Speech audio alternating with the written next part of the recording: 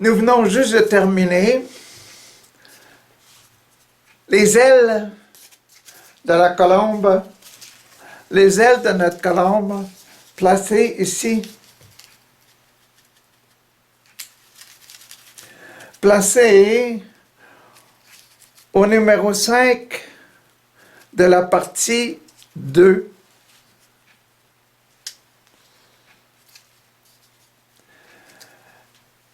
Au numéro 5, ne nous laisse pas tomber en tentation. Juste avant, ne nous laisse pas tomber en tentation. Chapitre 5, c'est le sacrement des malades. Pardonne-nous nos offenses, comme nous pardonnons à ceux qui nous ont offensés. Aujourd'hui, nous allons rentrer dans « Ne nous laisse pas tomber en tentation ». Donc, nous retombons sur le programme de Papa mon Dieu dans le système de la réconciliation. Réconciliation. Réconciliation avec quoi? C'est Jean-Baptiste qui est en train de se réconcilier avec le sacrement de baptême.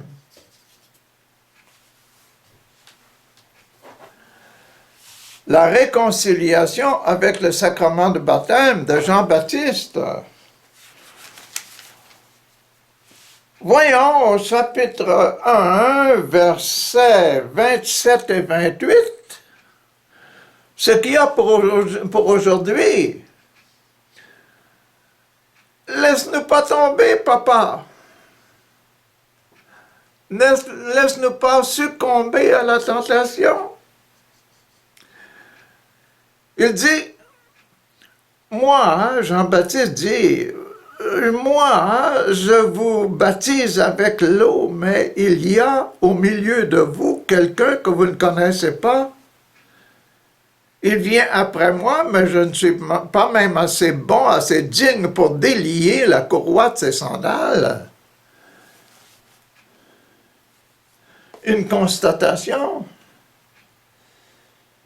Je ne vous laisse pas tomber. Si je disparais, moi là, Jean, je ne vous laisserai pas tomber, je vais vous l'envoyer.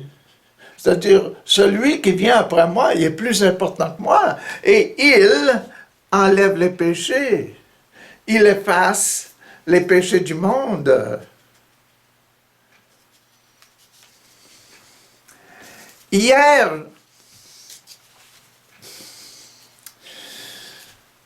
quand je vous parlais,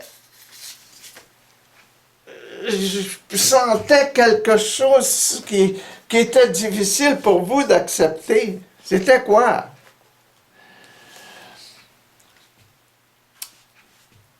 Voilà pourquoi je vous ai dit que personne ne peut venir à moi si Dieu ne lui en a pas donné la possibilité. Et je vous disais que Papa, mon Dieu, aime tout le monde. Mais même s'il aime tout le monde, il faut donner la possibilité. Possibilité de quoi? La possibilité que les ailes nous apportent au ciel. Mais les ailes, c'est justement la possibilité dont il parlait. Les ailes, c'est quoi? C'est la multiplication des pains, ça. La multiplication des pains. Donc, la possibilité dont il parlait pour recevoir l'Esprit Saint et que l'Esprit Saint fasse monter au ciel, c'est l'Eucharistie.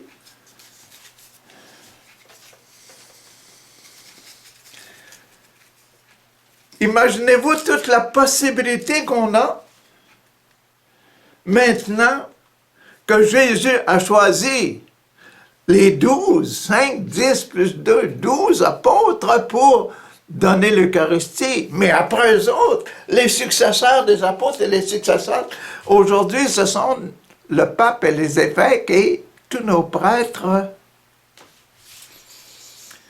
qui viens, Seigneur, envoie ton Fils dans ce corps, dans ce pain et ce vin, qu'il devienne le corps et le sang de Jésus. Et ça nous permet de toucher Jésus. Et puis de participer, en mangeant, participer au sacerdoce de Jésus, le sacerdoce, l'Esprit Saint qui est dans le pain, qui donne la possibilité de voler.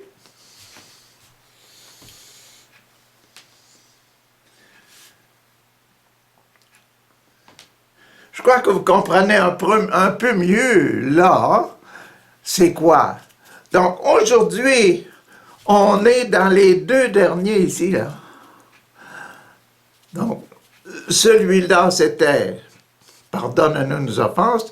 Aujourd'hui, c'est « Ne nous laisse pas succomber à la tentation ».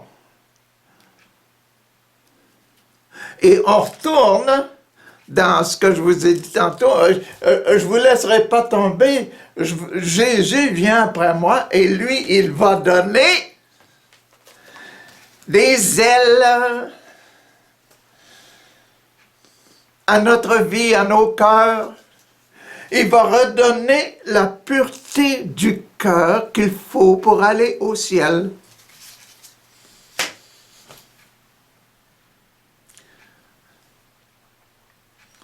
Quel est le passage qui correspond à ça? Ne nous laissez pas tomber. Chapitre 7. Donc, on a eu chapitre 5, chapitre 6. Maintenant, on rentre dans le chapitre 7.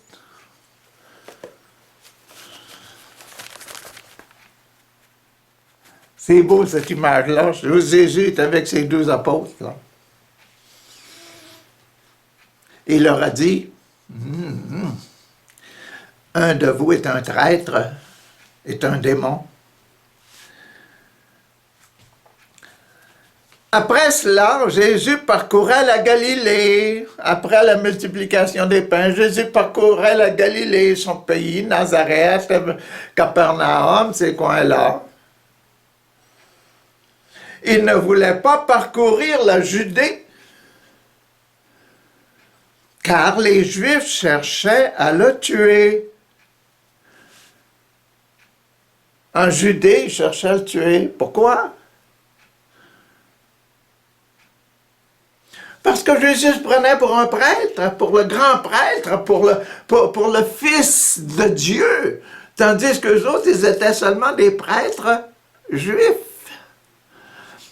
Des rabbis, et puis le grand prêtre, et ces prêtres-là. Et puis Jésus avait beaucoup plus d'influence parce que lui, le bon Dieu, le Père, il montrait, il faisait faire des miracles. Il montrait que Jésus était plus important. On va le tuer, celui-là. Quand il sera disparu, on va avoir toute la place. Bon, vous comprenez, là. Après cela, Jésus parcourait la Galilée, ne voulait pas parcourir la Judée, car les Juifs cherchaient à le tuer. Comme la fête des Juifs, la fête juive des tabernacles était proche. La fête des tabernacles, la fête de Pâques, ça en amenait du monde à Jérusalem, ça. Tout le monde allait à Jérusalem pour la rémission des péchés une fois par année. Il y en avait des bœufs, puis des lapins, puis des colombes. Et il y en avait un temps. Mais comment loger tout ce monde-là? Les gens étaient habitués. Il appelait ça pendant la fête de Pâques, la semaine là, qui précédait la grande fête de Pâques, là, le grand sabbat. Ben, les mondes étaient là. la fête des tabernacles,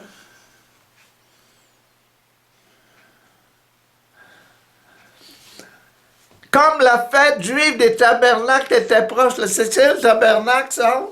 Dans vos églises, là? C'est une petite cabane avec une lumière à côté.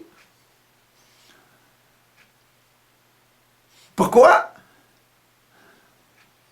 Et toute la semaine, les familles. Jésus, à l'âge de 12 ans,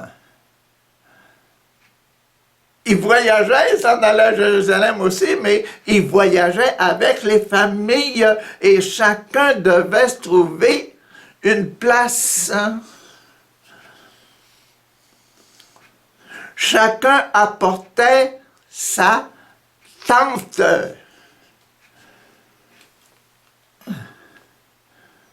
Pour se coucher durant la nuit. Le plus proche possible du temple de Jérusalem, ça fait que la ville de Jérusalem était toute illuminée par les feux du soir. Tout le monde devait manger avant de se coucher, donc tout le monde allumait le feu le soir. Le tabernacle, la fête des tabernacles, la fête des tentes, durant la grande semaine sainte avant le jour de Pâques, c'est ça. C'est ça qui me reste de l'enseignement que j'ai reçu quand j'étais jeune. La grande fête des Lumières, la fête du tabernacle. Jésus ne veut pas aller à Jérusalem, mais quand il allait à Jérusalem, c'est pour ça que Marie et Joseph ont cherché Jésus à l'âge de 12 ans, c'est parce que Jésus était peut-être allé dans une autre petite tente, là, un autre sens pour visiter ceux qui avaient voyagé ensemble, là, en caravane. La famille, toute la famille de Marie, toute la famille du côté de Joseph, les oncles, les tantes, les neveux, les nièces. Il y avait leur petite maison, eux autres ici. Et puis, on se visitait à Jérusalem. C'est une grande fête que la fête de Pâques. Et puis, comme je vous ai dit, il y en avait des offrandes en veux-tu, en v'là.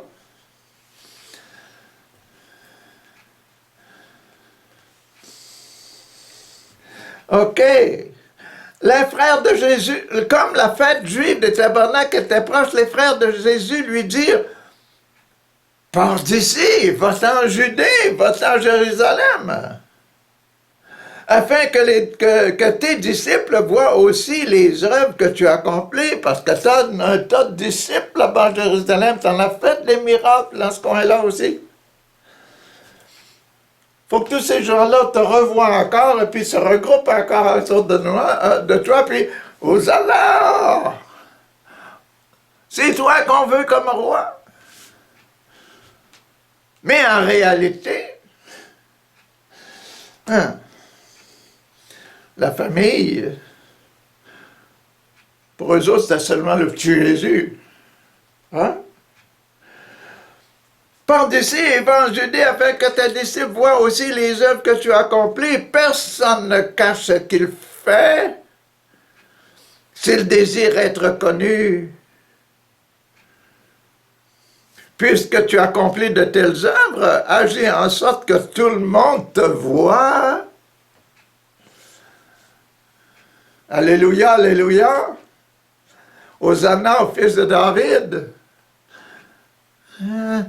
Pour la famille, c'est important. Ses frères eux-mêmes ne croyaient pas en lui. Toute cette parenté là, qui avait des petites tantes là, qui se mettaient dans leur tente, qui apportaient leur tente, là. C'est Jésus. Ils ne croyaient pas plus que ça, là. Jésus leur dit, le bon moment n'est pas encore venu pour moi. Pour vous, tout moment est bon.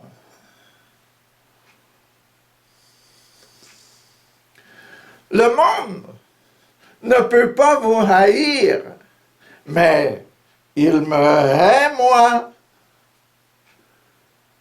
parce que je déclare que les œuvres qu'il fait, ce monde-là fait, sont mauvaises.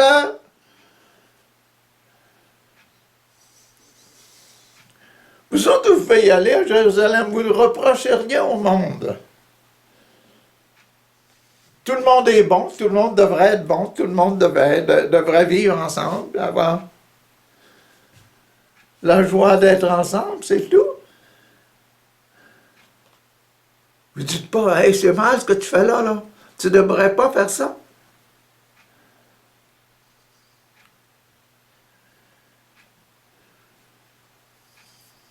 Allez à la fête, vous. Je ne vais pas à cette fête. Parce que, je ne vais pas. Parce que, le bon moment n'est pas encore arrivé pour moi pour y aller.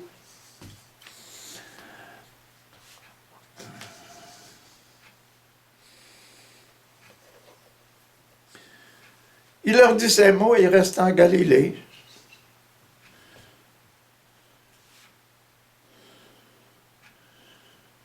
Il les laissa tomber, ne laissait pas succomber à la tentation, ne les laissait pas tomber dans l'épreuve. Il les a laissés tomber pour un moment.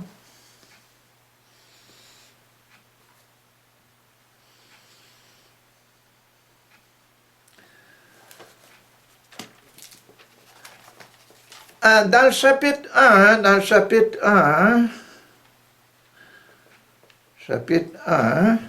le dernier, tout cela se passait à Béthanie de l'autre côté pour Jean, là, qui leur dit, je vous laisse pas tomber, Jésus va venir. Tout cela se passait à Béthanie, de l'autre côté de la rivière du Jourdain, où Jean, lui, il baptisait. L'autre jour, je vous ai dit, Béthanie, c'est quoi? C'est la maison de la miséricorde. On est à la maison de la miséricorde. Et le dernier sacrement, là on était dans le sacrement de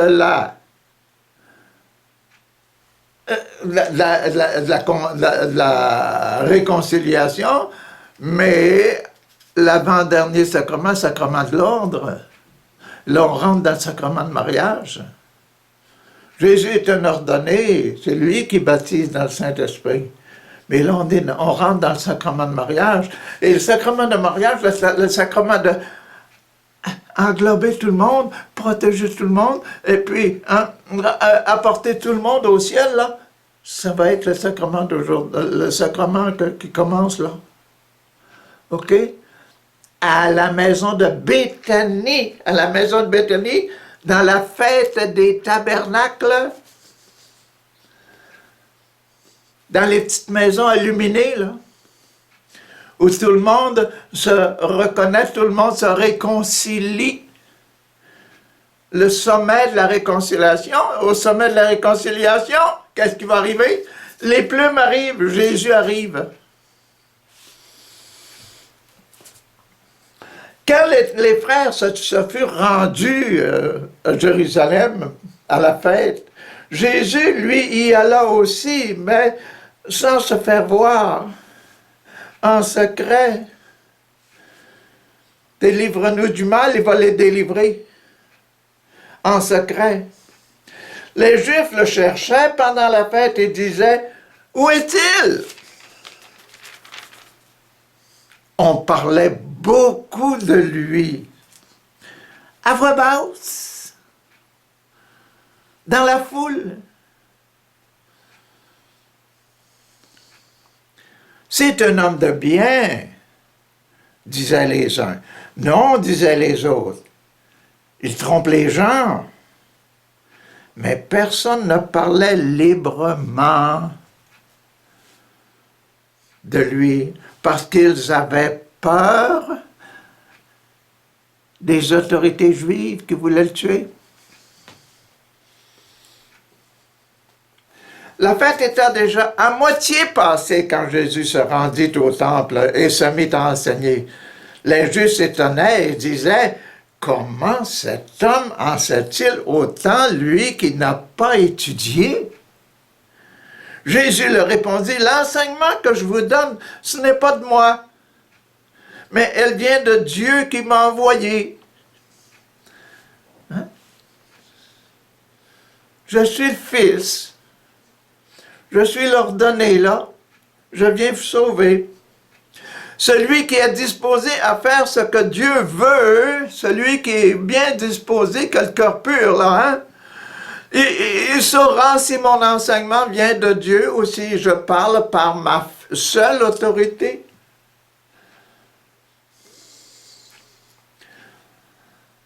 L'homme qui parle de sa seule autorité cherche la gloire pour lui-même, mais celui qui travaille à la gloire de celui qui l'a envoyé dit la vérité. Il n'y a rien de faux en lui. Il n'y a rien de faux en moi. Je veux simplement vous montrer la gloire, l'esprit qui vient de Papa. Moïse, je vous ai donné la loi. N'est-ce pas vrai? Mais aucun de vous n'obéit à la loi. Pourquoi cherchez-vous à me tuer?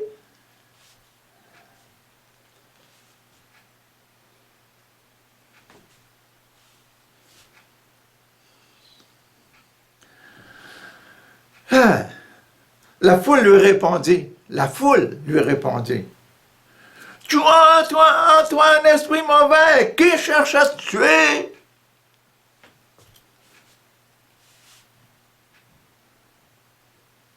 T'es possédé, toi? Qui cherche à te tuer ici? Jésus leur répondit, j'ai fait une seule chose, une seule œuvre, et vous êtes tous étonnés. Le gars de 38 ans, je l'ai mis à l'eau. Je ne l'ai même pas mis à l'eau, mais je l'ai guéri, là.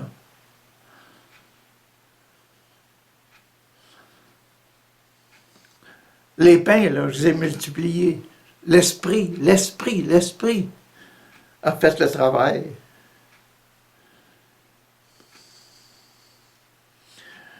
Jésus leur dit, j'ai fait une seule œuvre et vous êtes tous étonnés.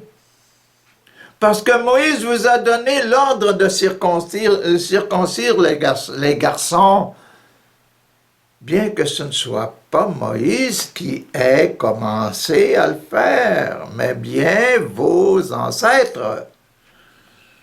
Vous acceptez de circoncire quelqu'un, même le jour du sabbat.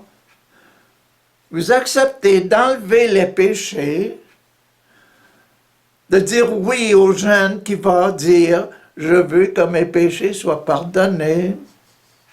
Au papa qui veut dire en donnant la circoncision à son fils « On veut que nos péchés soient pardonnés de la famille ». Si vous pouvez circoncire un garçon le jour du sabbat pour ne pas commettre de faute contre la loi de Moïse, pourquoi? Êtes-vous en colère contre moi parce que j'ai guéri un homme tout entier le jour du sabbat?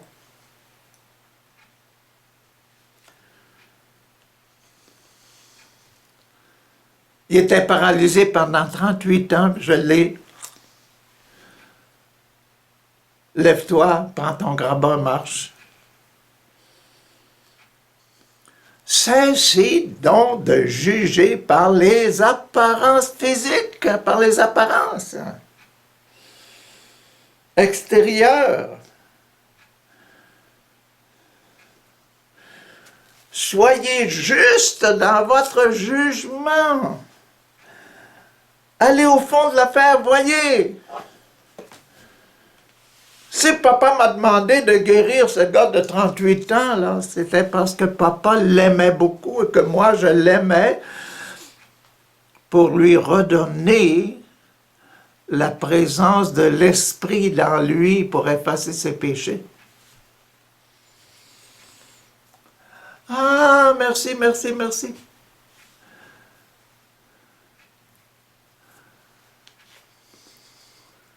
Merci, papa, mon Dieu. Tu es si bon pour nous. Tu ne nous laisses jamais tomber. Jésus se montre au bon moment pour nous délivrer du mal parce qu'il a en lui l'Esprit Saint qui nous donne des ailes et qui va nous permettre d'être avec lui. Et aussi, papa, parce que toi, tu nous donnes, en nous donnant Jésus, tu nous donnes l'occasion de le toucher dans le sacrement de l'Eucharistie, dans la petite hostie, dans le petit morceau de pain, où nous trouvons son corps et son sang à manger.